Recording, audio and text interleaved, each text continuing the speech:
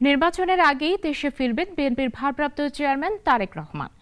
বিচারাধীন মামলাগুলো আইনি প্রক্রিয়াতে মোকাবেলা করবেন, এমন প্রত্যাশার কথা জানিয়েছেন বিএনপির দুই নীতি নির্ধারক আমির খসরু মাহমুদ চৌধুরী ও হাফিজ উদ্দিন আহমেদ।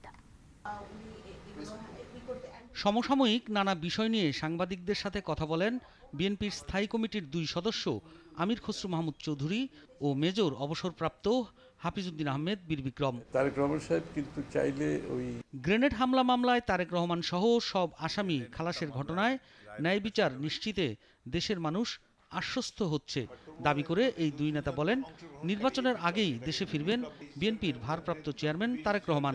দীর্ঘদিন পরে হলো বিচার বিভাগ স্বাধীনভাবে একটি রায় দিতে পেরেছে এবং ন্যায় বিচার পেয়েছেন অভিযুক্তরা। এতে করে প্রমাণিত হলো যে গত 16 বছরে আওয়ামী লীগের সরকার কেবলমাত্র রাজনৈতিক প্রতিপক্ষকে দমন করার জন্য অসংখ্য মিথ্যা মামলা সৃষ্টি করেছে।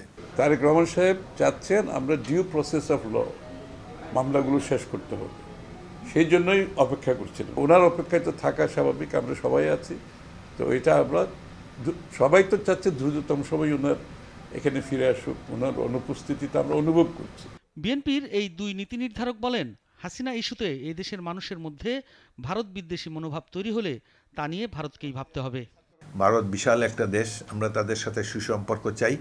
তারা এইভাবে শুধুমাত্র শেখ হাসিনাকে ক্ষমতায় বসাবার জন্য এই দেশকে যেন অস্থিতিশীল না করে, সেই জন্য আমরা সরকারের মাধ্যমে বা আমরা নিজেরাও একটা বৃহৎ দল হিসাবে আমরা তাদেরকে অনুরোধ জানাচ্ছি। ভারতকে যদি বাংলাদেশের মানুষ মনে করে ভারত এখানে হস্তক্ষেপ করছে কিংবা বাংলাদেশের রাজনীতিতে প্রভাব বিস্তার করছে, এই ধরনের চিন্তা যদি বাংলাদেশের মানুষের কাছে ভারতের বিষয়ে আসে, সেটা হবে ভারত বাংলাদেশ সম্পর্কের জন্য আগামীর জন্য খুবই একটি দুর্ভাগ্যের বিষয়।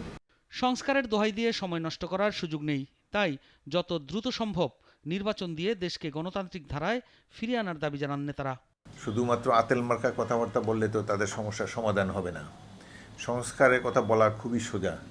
সংস্কার তো চলমান প্রক্রিয়া, সংস্কার চলবে কিয়ামত পর্যন্ত। সাইফুল শাহীন, নাগরিক, ঢাকা।